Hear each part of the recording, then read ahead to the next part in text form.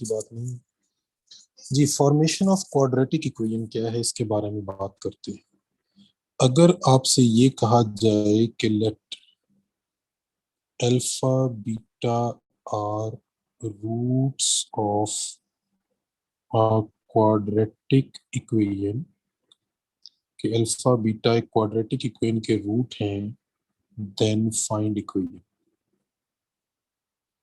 तो बड़ा सिंपल सा मेथड है जी, आप इनका सम फाइंड कर लेंगे alpha plus beta, product find कर लेंगे अल्फा डॉट बीटा, और फिर आप ये फार्मूला यूज करेंगे x square minus S x plus P is equal to 0।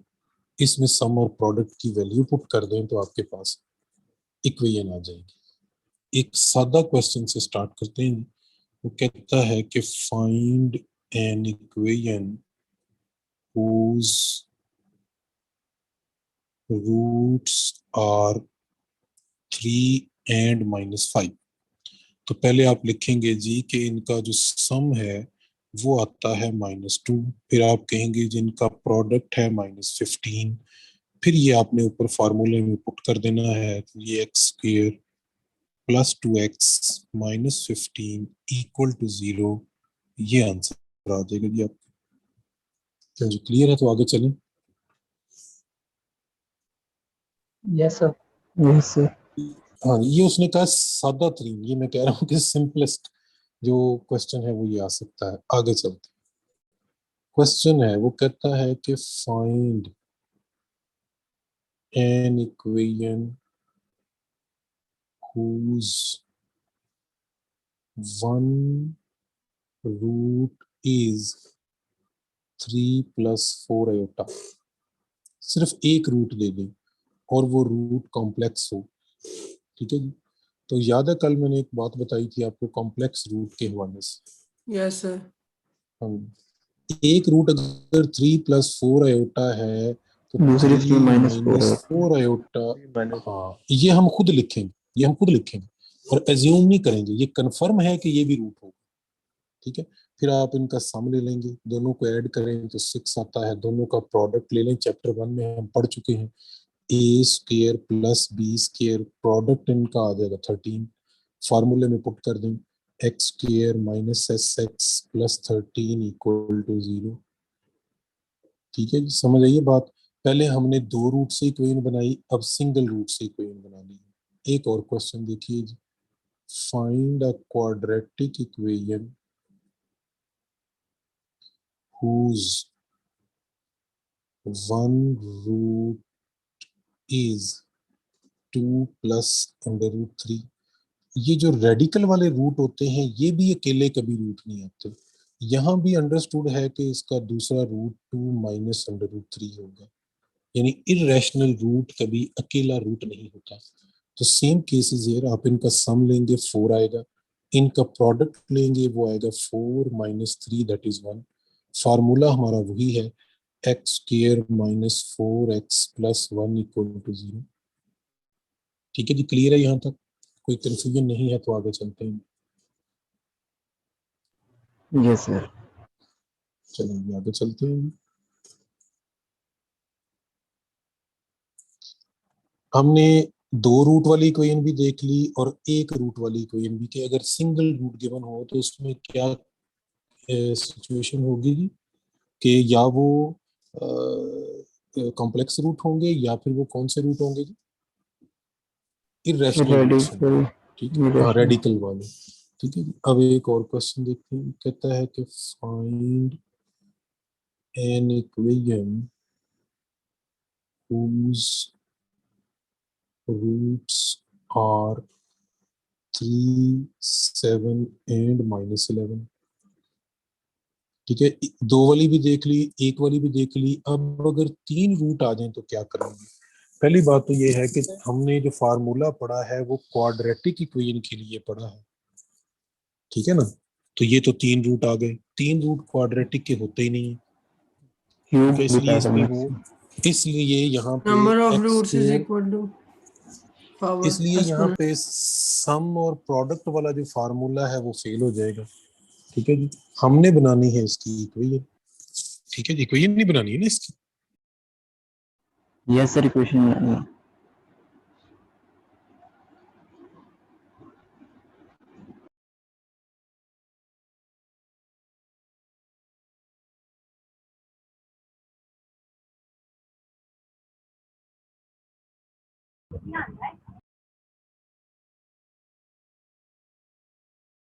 Hello.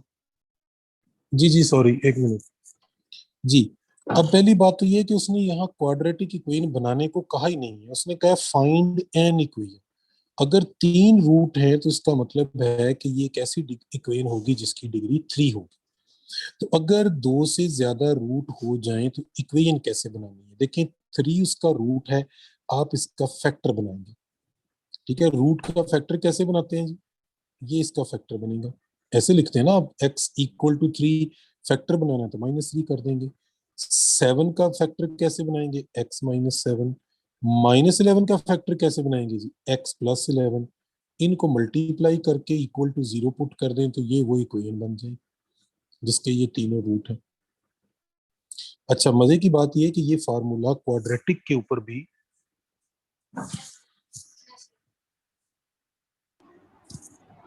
मजे की बात ये कि ये फार्मूला आप यहाँ भी अप्लाई कर सकते हैं। देखें, ये 3 और -5 क्या है? इसके रूट हैं।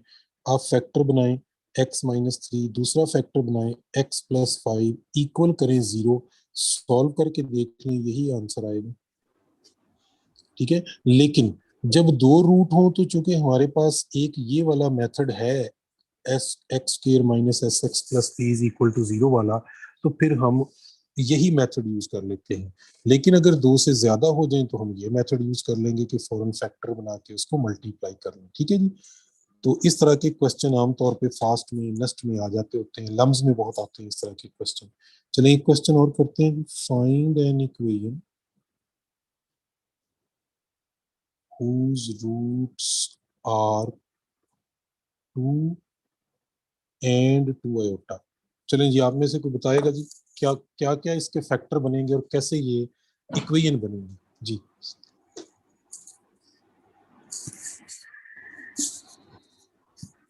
एक्स एक्स माइनस अच्छा, 2 -2 आयोटा, इसके 3 रूट्स होंगे ना? सर आयोटा पे तो 2 नहीं बना जी बिल्कुल ठीक है। एक इसका फैक्टर क्या बनेगा? x x -2। -2। एक एक्स प्लस दूसरा 2 आयोटा और फैक्टर एक एक्स x माइनस 2 -2 आयोटा। ये तो विजिबल हैं, ये तो हमें नजर आ रहे हैं। तीसरा वो जो हमें विजिबल नहीं है वो है x+2 आयोटा। इक्वल टू 0 करेंगे तो ये आंसर आएगा आपका। ठीक होगी जी बात? यस चलें जी, आई होप सो कि यहाँ तक की पॉइंट आपको क्लियर हो गए, तो आगे चलते हैं। कुछ टेक्निकल सी चीजें अभी हम और देखेंगे। क्वेश्चन देखते हैं जी। एक क्वेश्चन ये है, वो कहता है कि फाइंड, नहीं, थोड़ा सा मैं इसको चेंज करूंगा जी। वो कहता है कि if alpha beta are roots of this equation 3x² plus 4x minus 5 equal to 0, then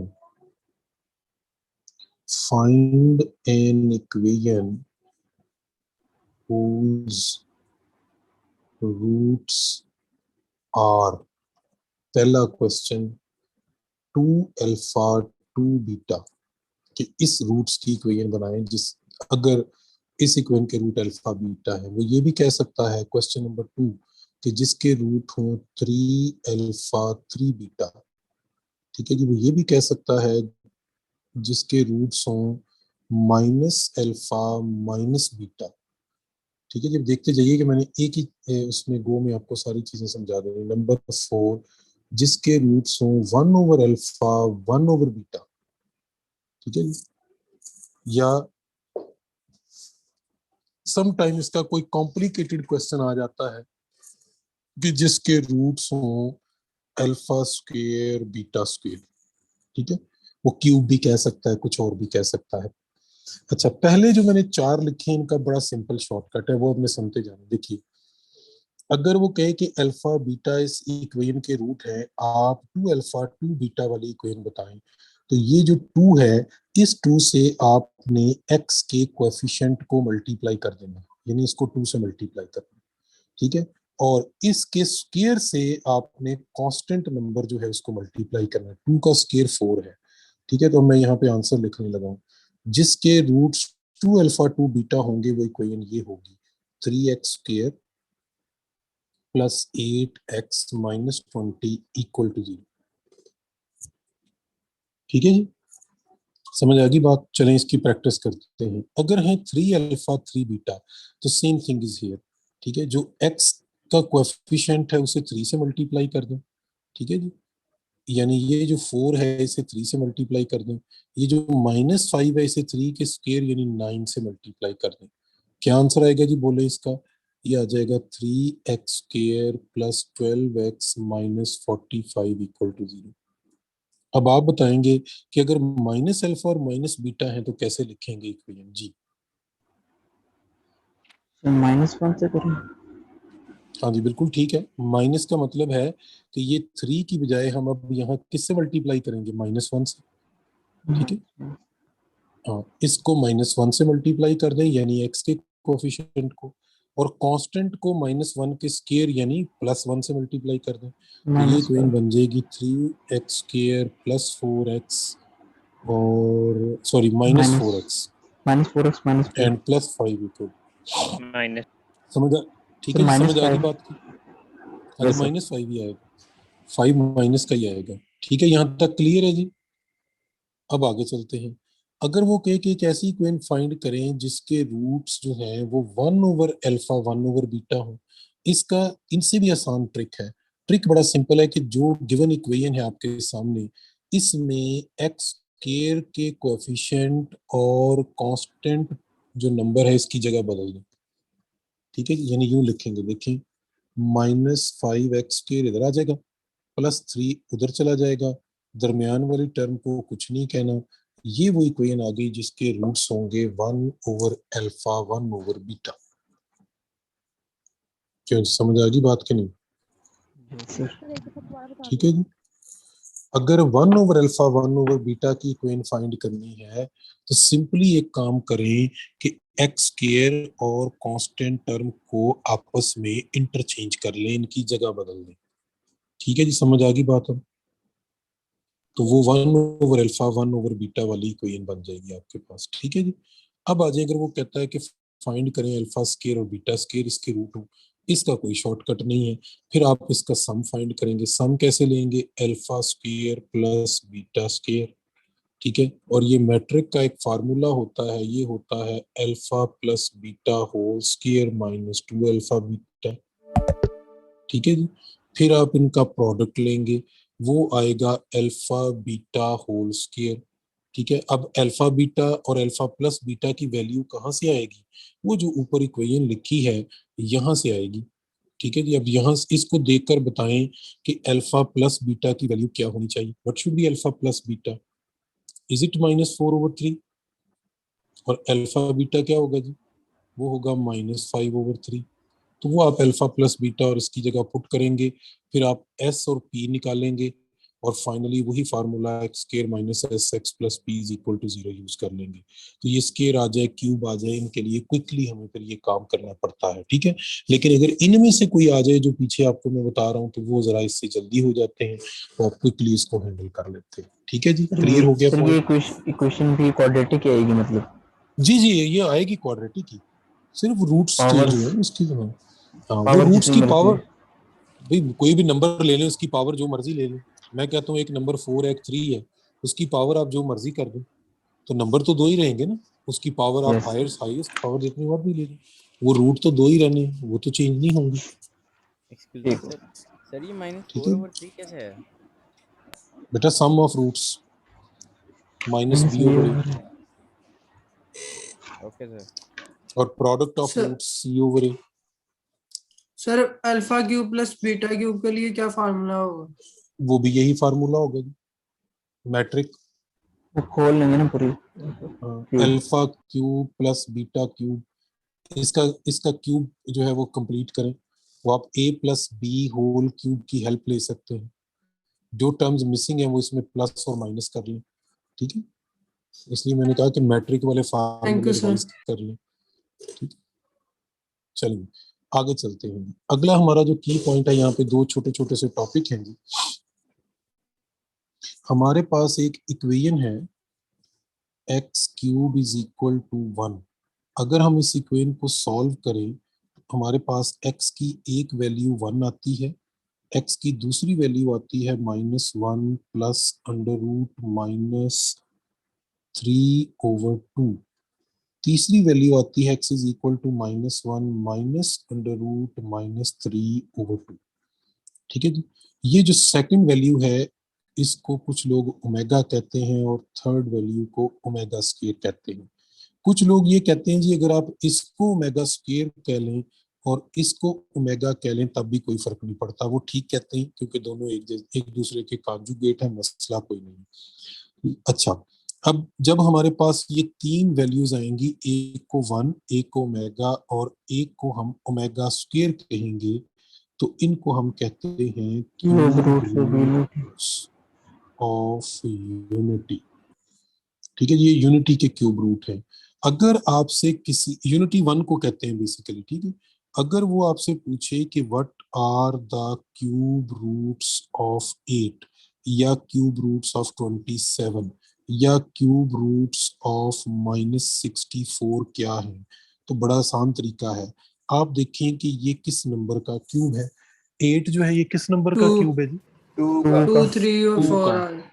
हाँ जी, बड़ा आसान तरीका ये है कि जिस नंबर का ये क्यूब है उससे इन तीनों को मल्टीप्लाई कर दें, यानी क्यूब रूट ऑफ 8 होंगे 2 omega square. I hope so कि आपको मेरी बात समझ आ गई।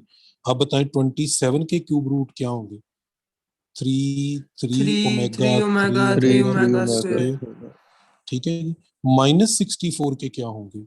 -4 minus omega -4 omega. -4 omega -4 omega square. ठीक है जी, and sir so on. Sign सबके सेम रहेंगे। हाँ जी, साइन सेम रहेंगे, पॉजिटिव के हैं तो पॉजिटिव, नेगेटिव हैं तो नेगेटिव। ठीक है जी, अगला की पॉइंट। अब आगे चलते हैं स्टेप बाय स्टेप। अगर आप 1 प्लस ओमेगा स्क्वायर को ऐड करें तो 0 आता है, यानी sum of cube roots of unity जो है ये 0 होता है। अब यहाँ से डिडक्शंस कर सकते हैं, जैसे 1 प्लस ओमेगा जो है ये माइनस ओमेगा स्क्वायर होता है, 1 प्लस ओमेगा स्क्वायर जो है ये माइनस ओमेगा होता है। ठीक है जी, ओमेगा प्लस ओमेगा स्क्वायर कहीं पे आ जाए तो उसकी जगह हम -1 लिख सकते हैं। ठीक है, बड़ी सिंपल सी बातें हैं, इनको हम कहीं आगे चल के क्वेश्चंस के अंदर यूज भी कर सकते हैं। सिंप्लीफिकेशन के पॉइंट ऑफ व्यू से बात कर रहा हूँ। अगर आप 1 को ओमेगा से और ओमेगा को ओमेगा स्क्वायर से मल्टीप्लाई करें तो ये बनता है ओमेगा क्यूब। ओमेगा क्यूब हमेशा 1 होता है, तो अगर आप इसको सामने रखें तो इसका मतलब है कि ओमेगा जो है बेसिकली वो 1 ओवर ओमेगा स्क्वायर के इक्वल होगा और ओमेगा स्क्वायर जो है वो 1 ओवर ओमेगा के इक्वल होगा, यानी दोनों एक दूसरे के रेसिप्रोकल होते हैं। अब यहाँ जो इम्पोर्टेंट की पॉइंट है वो ये है कि ओमेगा के क्यूब रूट्स का जो सम है वो 0 होता है और इनका जो प्रोडक्ट है वो 1 होता है। ठीक है जी। अच्छा, प्रोडक्ट 1 होने का मतलब ये भी है कि ओमेगा की पावर अगर 3 का कोई भी मल्टीपल हो तो आंसर हमेशा 1 होगा। ठीक है, जैसे ओमेगा क्यूब आ जाए, ओमेगा 6 आ जाए, ओमेगा 45 आ जाए, ओमेगा 90 आ जाए, ओमेगा -900 आ जाए, ओमेगा -21 आ जाए, कुछ भी आ जाए पॉजिटिव या नेगेटिव, और अगर 3 का मल्टीपल है तो उसका आंसर आपके पास 1 आएगा। अगर वो 3 का मल्टीपल नहीं है, जैसे वो कहता है जी कि ओमेगा 54 जो है इसका वैल्यू बताएं क्या होगी, आपने क्या करना है, इस पावर को 3 पे डिवाइड कर लें। 3 1s are 3, 24, ये तो डिवाइड हो जाता है, सॉरी कोई और नंबर लिख लेते हैं, तो 54 तो डिवाइड हो गया ना इस पे, कोई और नंबर लिख लेते हैं, चले 52 लिख लेते हैं, 55 लिख लें, 52 लिख लेते हैं, चलो। तो आपने इस पावर को 3 पे डिवाइड करना है। 3 1s are 3, तो 22, 3 7s are 21, जो बाकी बचेगा वो आपने पावर में लिख लेना कि this is equal to omega. ठीक है जी, इन दिस वे आप ओमेगा की किसी भी पावर को सिंप्लीफाई कर सकते हैं। अगर आपसे क्वेश्चन पूछा जाए कि omega 45 plus omega 46 plus omega 47 क्या होगा, तो ये जीरो होगा। ओमेगा की 3 कंसेक्टिव पावर्स का सम जीरो होता है, आयोटा की 4 कंसेक्टिव पावर्स का सम जीरो होता है, लेकिन ओमेगा की 3 कंसेक्टिव पावर्स का सम जीरो होता है। सर ये याद जो हमने रखिए, स्टार्ट में लिखा है यहाँ पे 1 की जगह अगर ओमेगा क्यूब डाल दें तो ये भी तो जीरो बनेगा फिर। तो मैं ओमेगा वही कह प्लस रहा हूँ, omega square plus omega cube. वही, हाँ वही बनेगा ना, इसलिए जीरो हो जाएगा। लेकिन 1 से ज्यादा आ सकती हैं, जैसे omega 1, omega 2, omega 3 up to omega 40। इसका सम क्या होगा जी? अब ये 3 तो नहीं है, ये तो 40 तक जा रही है।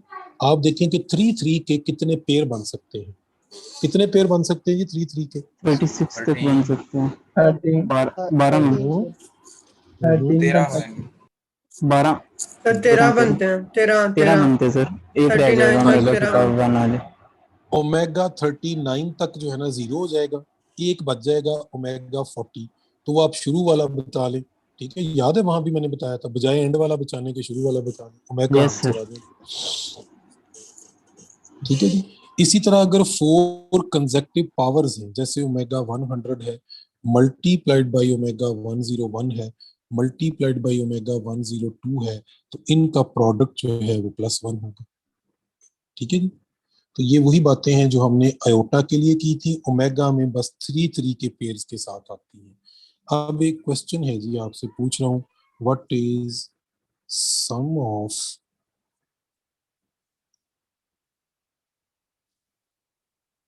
Cube roots of 17625। इसके बाद एक और क्वेश्चन है जी कि वो आपसे पूछ सकता है, what is product of cube roots of 37101। जी जी, अब्दुल रहमान बिन मसूद क्या पूछना चाह रहे हैं? हाँ जी, किसी भी नंबर के क्यूब रूट्स होने का सम हमेशा जीरो होता है, यू आर राइट। और किसी भी नंबर के क्यूब रूट्स हों उनका प्रोडक्ट वही नंबर होता है, द नंबर इटसेल्फ। ठीक है जी, याद रहेगी ये बातें। सर ये सर दोबारा पिछले क्या पेज का स्क्रीनशॉट लेना काइंडली, वो पेज रिपीट कर दें।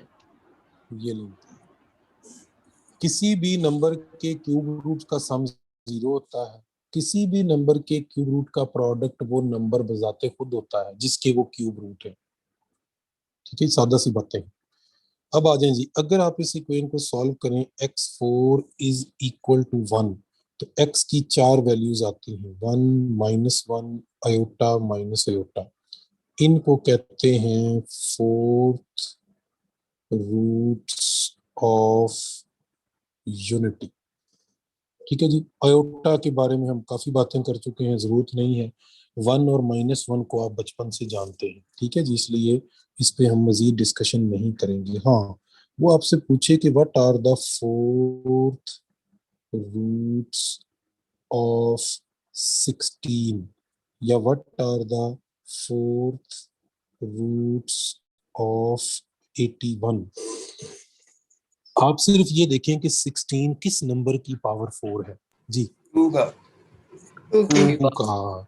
तो वेरी गुड, इन सब को 2 से मल्टीप्लाई कर दें, क्या ख्याल है जी? इन सब को 2 से मल्टीप्लाई कर दें तो क्या आएंगे जी? 4 fourth roots of 16। Plus minus two plus minus two हाँ हाँ, बिल्कुल ठीक है, ऐसे लिख लें, you can write it as +-2 iota and +-2। और 81 किसकी पावर 4 होती है जी? 3 तो ये इसके फोर्थ रूट्स हो गए। ठीक है जी। अब अगला क्वेश्चन है जी, देखिए आपसे वो पूछ सकता है, what is sum of 4 roots of 256। तो वो है जीरो। 0 हाँ जी, क्यूब रूट की तरह फोर्थ रूट्स का जो सम है वो भी जीरो होता है। अब अगर वो आपसे पूछे कि what is product of fourth roots of let's say 81 कर लेते हैं, चलिए माइनस ठीक है। Additive inverse. हाँ, Additive inverse. फोर्थ रूट्स का जो प्रोडक्ट है वो उस नंबर का नेगेटिव होता है, यानी -81। ठीक है जी। चलें जी, ये बातें तो आपको हो सकता है पहले भी आपने पढ़ी हुई हैं, अच्छी बात है, आपने जवाब दिया इन सबका। यहाँ पे एक दो क्वेश्चन मैं आपको बड़े इंपॉर्टेंट और इंटरेस्टिंग है वो मैं करवाना चाह रहा हूँ जी। ये आपकी एक्सरसाइज है 4.10। इसमें दो तीन क्वेश्चन ऐसे हैं कि अगर आप इनको शॉर्टकट मेथड से सॉल्व करें तो बड़े क्विकली आप इनको हैंडल कर सकते हैं। ठीक है जी। अगर आप वो मेथड यूज करें जो आपकी बुक में उसने दिया हुआ है, ठीक है, तो वो फिर जरा काम जो है वो गड़बड़ हो जाती है। ठीक है जी। उनमें से पहला क्वेश्चन जो है वो मैं आपको डिस्कस कर रहा हूँ। ठीक है जी। क्वेश्चन ये है कि वो कहता है कि एक बंदा ए है और वो किसी जॉब को कंप्लीट करता है 4 डेज में। ठीक है जी। इसका एक दोस्त है बी और वो उसी जॉब को फिनिश करता है 7 डेज में। वो कहता है अगर ये दोनों मिलकर काम करें टुगेदर तो कितनी देर में जॉब को फिनिश कर लेंगे। ठीक है जी। क्वेश्चन नंबर 17, 18 इससे रिलेटेड है, शायद पीछे कोई एग्जांपल भी गिवन हो। मैं आपको एक सिंपल सा इसका शॉर्टकट बताता हूँ। जब भी कभी ये क्वेश्चन आ जाए कि दो लोग एक एक काम को इतने दिन में करता है, दूसरे इतने दिन में करता है, अगर वो टुगेदर यानी मिलकर जॉब करें तो कितनी देर में फिनिश हो सकता है, बड़ा सिंपल ट्रिक है। आपने ऊपर इन दोनों नंबर का प्रोडक्ट लिख लेना है, नीचे इन दोनों नंबर का सम लिख लेना है, इसको सॉल्व कर लेना है, जो भी आंसर आएगा, ठीक है जी, वो उतनी देर में उस जॉब को फिनिश कर लेंगे, मिल के काम करेंगे। नहीं समझ आई बात? सर आगे ठीक है जी। अच्छा, अब आपकी बुक में जो क्वेश्चन है ना वो थोड़ा डिफरेंट है। ठीक है जी, वो मैं बताता हूँ। ये क्वेश्चन नंबर 17 दिया हुआ है। वो कह रहा है कि to do a piece of work A takes 10 days more than B. चले मैं कह लेता हूँ कि वो 10 days ही लेता है, कि वो 10 दिन लेता है। ठीक है जी।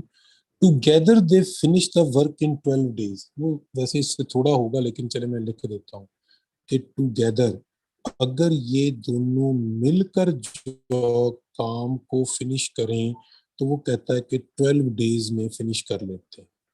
ठीक है। आपने बताना है कि बी अलोन, कि जो दूसरा बंदा है वो अकेला कितनी देर में इस जॉब को फिनिश करेगा। हाँ जी, समझ आइए बात कि नहीं समझ आई? पहले तो क्वेश्चन समझ लें कि क्या है। यस सर समझ गया। ठीक है। अब वो अकेला कितनी देर में खत्म करेगा, इसका भी सिंपल ट्रिक है। ट्रिक ये है कि ये जो दो नंबर आपको दिए हुए हैं, ऊपर इन दोनों का प्रोडक्ट लिख लें, ठीक है जी, और नीचे इन दोनों नंबर्स का डिफरेंस लिख लें। नीचे इन दोनों नंबर्स का क्या लिखना है जी? डिफरेंस। तो बी अकेला या ए अकेला, किसी अकेले का पूछा हो, ए अकेला पूछा है या बी अकेला पूछा है, ठीक है जी, तो वो आपके पास इसका रिजल्ट आ जाएगा। क्यों जी, क्लियर है कि नहीं पॉइंट? ऊपर इनका यस सर। प्रोडक्ट, नीचे इनका डिफरेंस। अगर अकेले का निकालना हो, दोनों का निकालना हो तो ऐसे निकाल। ठीक है। यहाँ और भी काफी इस तरह के क्वेश्चंस हैं जो आप कर सकते हैं। ये मैंने आपको सिंपल एक शॉर्टकट एक ट्रिक बता दिया है जिसको यूटिलाइज करके आप इसके ऊपर अप्लाई करें। ठीक है जी। बाकी क्वेश्चन इसमें इससे भी आसान है, उसके लिए मैं आपको बैक सॉल्विंग की टेक्निक जो है वो बताऊंगा। वो जब हमारे पास कोई क्वेश्चन आएगा, जैसे वो कहते हैं the sum of a positive number and its square is 380, find the number, तो वो नंबर ऑप्शन में आपको गिवन होगा, आप उस नंबर को उसके स्क्वायर को ऐड करके वैसे देख लेंगे जी कहाँ पे सम ये बनता है। ठीक है जी। या वो कहता है जी हमारे पास एक नंबर है consist of two digit whose product is 8, if the digits are interchanged the resulting number will exceed the original number by 18, find the number। तो वो ये रूल आप उसके ऑप्शन के ऊपर अप्लाई कर दें। 2 डिजिट नंबर आप देख लेंगे जिनका प्रोडक्ट 8 बनता होगा, फिर हम उनको फ्लिप करके देख लेंगे, यानी जो कंडीशन उसने क्वेश्चन के अंदर दी होगी वो कंडीशन आप उसके ऊपर अप्लाई कर देंगे और वहां से जो रिजल्ट है वो आपके पास आ जाएगा। ठीक होगी जी बात? सर ये BA लोन वाले का आंसर 60 आएगा? बस जो भी आएगा, मुझे मैंने आंसर की तो बात नहीं, ठीक होगी। यहाँ मैंने डाटा जो है वो जस्ट ऐसे अपनी तरफ से ही लिखा है, ठीक है।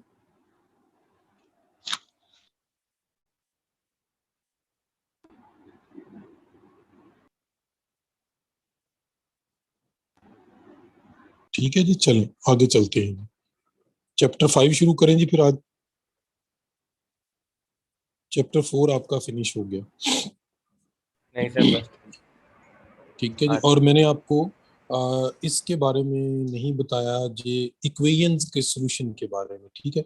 वो यूजुअली मैं बैक सॉल्व करने बताता होता हूँ, या इसमें जो साइमल्टेनियस इक्वेशंस हैं जैसे 4.8 है और 4.9 है, उसमें साइमल्टेनियस इक्वेशंस है।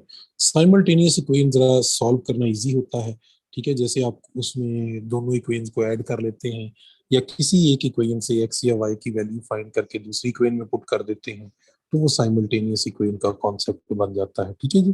तो वो क्विकली आप उसको हैंडल कर लेते हैं। आई होप सो कि ये भी कोई इतने चीजें मुश्किल नहीं है, बैक सॉल्व हो जाते हैं, सोल्यूशन आप पुट करके चेक कर लेते हैं। बस ये याद रखें कि जो साइमल्टेनियस सोल्यूशन होते हैं किसी भी इक्वेशंस के, वो बेसिकली उनके पॉइंट्स ऑफ इंटरसेक्शन को रिप्रेजेंट कर रहे होते हैं ग्राफिकली, ठीक है जी। यानी ग्राफिकली अगर वो कहता है कि पॉइंट ऑफ इंटरसेक्शन फाइंड करें तो अपन साइमल्टेनियसली सॉल्व कर लेंगे, ठीक है। अगर वो कहता है कि इनका पॉइंट ऑफ इंटरसेक्शन फाइंड करें, फिर भी उन्हें साइमल्टेनियसली सॉल्व कर लेंगे, ठीक है। मैंने इक्वेशन है, जैसे ये आपकी बुक में एक इक्वेशन है x square plus y square is equal to 5, और दूसरी इक्वेशन गिवन है 2x is equal to y plus 6। तो यहाँ से आप x या y की वैल्यू फाइंड कर लें। जैसे y जो है वो 2x माइनस 6 आता है, इसको यहाँ पुट करें तो x की वैल्यूज आ जाएंगी, उसके अकॉर्डिंग यहाँ y की वैल्यूज आ जाएंगी। अब ये स्ट्रेट लाइन है, ये इक्वेशन सर्कल है, तो एक स्ट्रेट लाइन जो है वो ज्यादा से ज्यादा सर्कल को 2 पॉइंट पे क्रॉस कर सकती है। वो आपसे कहेगी दोनों पॉइंट बताएं। याद है हमने ये सर्कल की उसमें टॉपिक में किया भी था, मुझे याद आ गया, बल्कि आप Yes. तो लॉन्ग फंक के स्टूडेंट हैं, आप उसमें देखते भी हैं वो चीजें, ठीक है। सर्कल ऐड तो और डीजे। हाँ जी, तो साइमल्टेनियस इक्वेशंस यही होती हैं, ठीक है जी। हाँ, दूसरी जो इक्वेशंस है आपके पास, मैं उनके लिए रिकमेंड यही आपको करूंगा कि बेशक इक्वेशंस को सॉल्व ना करें, लेकिन उनकी रीडिंग जरूर करें, ठीक है। यानी जो रीडिंग है इक्वेशंस की, दैट इज वेरी इंपॉर्टेंट।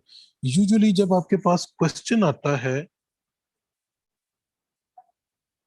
आपके पास जो क्वेश्चन आता है वो इस तरह का आएगा, जैसे एक मैं क्वेश्चन ही चले आपसे डिस्कस कर लेता हूँ कि 2 power 2t minus 3 dot 2 power t plus 2 plus 32 is equal to 0, then what the value of t। अब वो करेगा क्या? डेफिनेटली ऑप्शन में आपको t की वैल्यू देगा, a की वैल्यू एक 1 दे देता है, फिर -1 दे देता है, फिर वो कहता है एक ही 2 वो वाली है, पुट करें जिससे आंसर 0 आ ठीक है। जाए। हाँ जी बिल्कुल, कि जिससे right hand side equal to left hand side हो जाए, ठीक है। और ये बड़ी क्विकली चेक हो जाएगा। आप अगर इस Yes. पे मेथड लगाने बैठेंगे ना, आप सोचेंगे अच्छा इस पे मेथड लगाते हैं, फलां मेथड लगेगा, वो ज्यादा कॉम्प्लिकेटेड है। उसकी बजाय आप इसको फॉर्म क्या करें, बैक सॉल्व कर लें, ठीक है। हाँ, इनके नाम जरूर याद रखें। जैसे मैंने जो आपको ये कोई अभी जिसकी एग्जांपल दी है, इसका एक स्पेसिफिक नाम है और इसको हम क्या कहते हैं, एक्सपोनेंशियल। एक्सपोनेंशियल इक्वेशन कहते हैं, ठीक है जी। सर चलिए अगर एक और साइमल इक्वेशन लिखता हूँ। जी जी बोलें।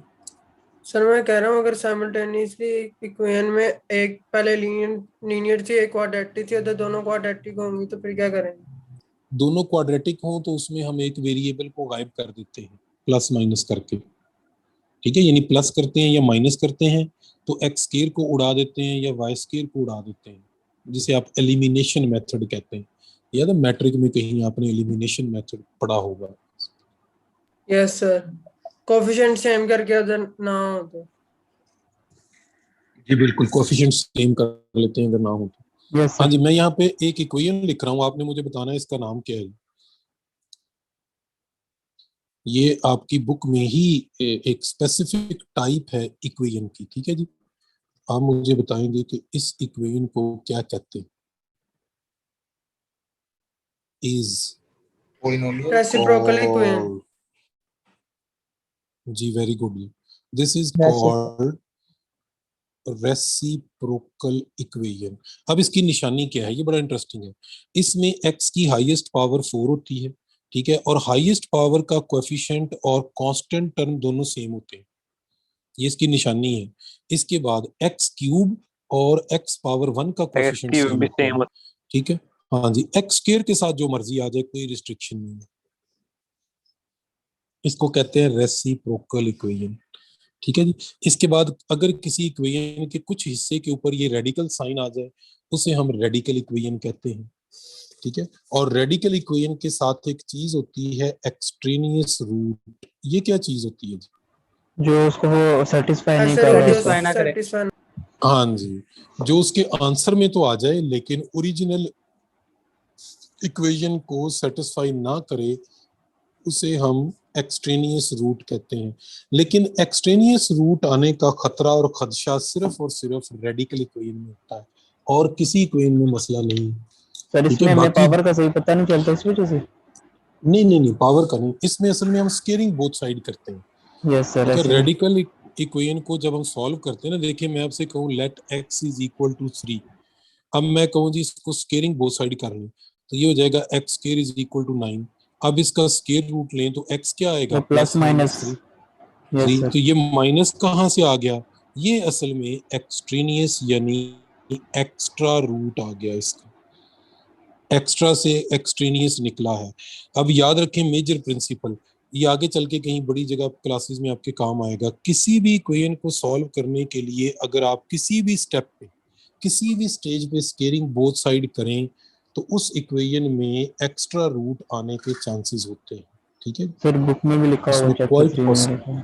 हाँ जी बिल्कुल, कि क्वाइट पॉसिबल कि उस इक्वेशन के जो सॉल्यूशन है उस इक्वेशन का, उसमें कहीं ना कहीं एक्स्ट्रा रूट आ जाए, यानी एक्सट्रेनियस रूट आ जाए, ठीक है जी।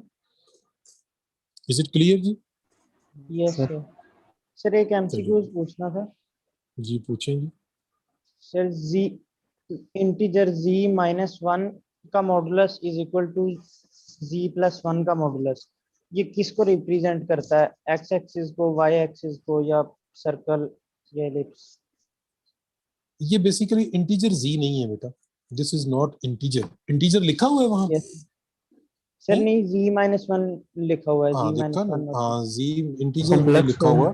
हाँ z जो है ना बेसिकली ये कॉम्प्लेक्स नंबर होता है। तो कॉम्प्लेक्स नंबर तो ये होता है आपके पास x प्लस आयोटा वाई, इसमें अगर आप 1 ऐड कर दें, यानी इधर 1 ऐड कर दिया, अब इसका मॉड ले लें, तो वो बेसिकली ये बनेगा ना आपके पास x plus 1 square plus y square, इसका स्क्वायर रूट इक्वल किसके दिया हुआ है जी, z माइनस 1 उसका का मॉड मॉडुलस। होगा। हाँ तो ये हो जाएगा x माइनस 1 स्क्वायर, ये हो जाएगा आपके पास वाई स्क्वायर और इसका स्क्वायर रूट। तो इनको अगर आप सॉल्व कर लें, यानी स्क्वेयरिंग बोथ साइड कर लें, तो ये बनेगा x plus 1 square plus y square equal to x minus 1 square plus y square, ठीक है। अब वाई स्क्वायर से वाई स्क्वायर कैंसिल हो जाएगा, इसके स्क्वायर ओपन करें आप, x square plus 1 plus 2x, ये क्या हो जाएगा, x square plus 1 minus 2x, minus ऐसे ही। तो X, एक्स स्क्वायर से कैंसिल, 1 से 1 कैंसिल, तो ये आपके पास आ गया 4x इक्वल टू 0, या सिंपली x इक्वल टू 0। ये माइनस लगा दो ना लगा। अब x इक्वल टू 0 किस चीज की इक्वेशन होती है, वाई एक्सिस की सर। बस सॉल्व हो गया, ठीक यस, होगी जी थैंक बात। You sir. यस अच्छा सर। ये कोई रूल नहीं है कि हमेशा y एक्सिस आएगा, मैंने इसलिए आपसे पूछा कि आप पूरी इक्वेशन बोलें, ये हर दफा चेंज हो जाएगा। ये डिपेंड करता है कि उसने z मॉड प्लस 1 कहा है, z मॉड कहा है, क्या कहा है, इसलिए आप फोकस करेंगे कि उसने कहा क्या है। समझ आ गई बात की? तो यस जो भी कहा है उसका मॉडुलस लेके फिर स्क्वायर करके स्क्वायर रूट को कैंसिल करें, और उसके बाद जो भी उसका रिजल्ट है उसको कंपेयर करके बता दें कि ये लीजिए ये आंसर है आपका। ठीक होगी जी बात? Sir, thank you sir. चलें जी, अल्लाह हाफिज जी। चैप्टर 3, 4